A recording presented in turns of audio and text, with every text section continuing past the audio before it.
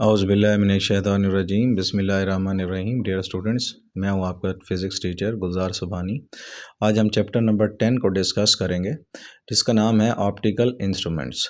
Chapter number 9 आप already study कर चुके होंगे और उस चैप्टर नंबर 9 में लाइट की प्रॉपर्टीज़ को स्टडी किया गया, जिसमें वो वेव के तौर पे बिहेव करती है और उसके 3 प्रोसेसेस आपने स्टडी किए होंगे: इंटरफेरेंस, डायफ्रैक्शन और पोलराइजेशन। आज हम ऑप्टिकल इंस्ट्रूमेंट के नाम से चैप्टर नंबर 10 स्टार्ट कर रहे हैं और इसमें भी ऑप्टिकल इंस्ट्रूमेंट शीशे से बनाए गए इंस्ट्रूमेंट्स होते हैं और उन इंस्ट्रूमेंट्स में से आपके सामने कुछ बने हुए हैं, जैसा कि convex lens, concave lens, plano convex lens, plano concave lens. ये वो लेंसेज हैं जिनकी मदद से आप ऑब्जेक्ट के इमेजेस को मैग्नीफाई करके क्लियर करके देख सकते हैं। तो वो ब्रांच जिसमें हम इन तमाम लेंसेज और मिरर्स की मदद से बनने वाले इमेजेस की स्टडी करते हैं, उसे हम बोलते हैं जियोमेट्रिकल ऑप्टिक्स। जैसे आपके सामने डेफिनेशन लिखी है, branch of physics which deals with the formation of images through lenses and mirrors called geometrical optics। हमारे कोर्स में लेंसेज हैं और लेंसेज में भी सिर्फ बाय कन्वेक्स लेंस और प्लेनो कन्वेक्स लेंस है। कनकेव लेंस का कंसेप्ट इसके अंदर नहीं है। और लेंसेज की ज़रूरत क्यों महसूस होती है? क्योंकि हमारी जो आई है, human I itself it is a lens, और वो लेंस जो हमारी आई में है वो है कन्वेक्स लेंस। और वो कन्वेक्स लेंस दो तरह के इमेजेस बनाता है, एक रियल इमेज होता है और एक वर्चुअल इमेज होता है। उसको मैं बाद में डिस्कस करूँगा।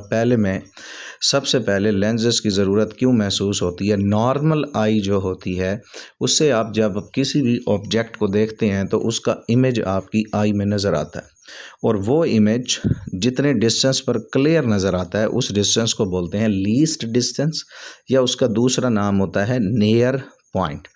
और इसे आप डिफाइन कैसे करोगे? Minimum distance from an eye at which an object seems clear. वो ऑब्जेक्ट जिसे आप अपनी आँख में देख रहे होते हैं वो आपको कितने डिस्टेंस पर वाज़े नज़र आता है, वो डिस्टेंस होता है 25 सेंटीमीटर नॉर्मल आई के लिए।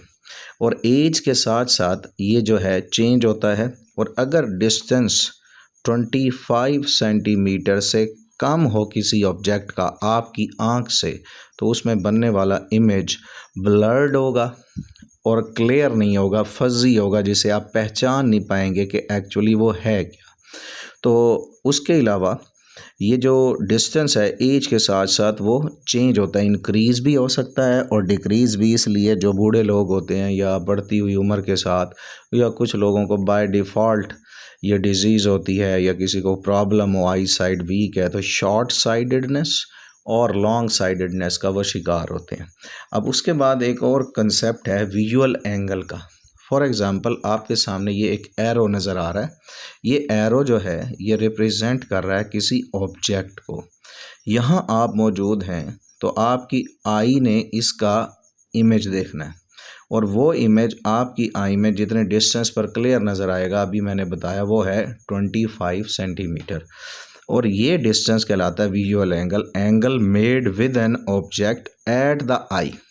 और ये डिपेंड किस पर करता है? Apparent size of object. जो ज़ाहिरी तौर पर ऑब्जेक्ट आपको नज़र आ रहा है आपकी आँख में, वो जितना आप उसके करीब होंगे ऑब्जेक्ट के, तो उसका साइज़ बड़ा नज़र आएगा और आपकी आई के साथ एंगल भी बड़ा बनेगा।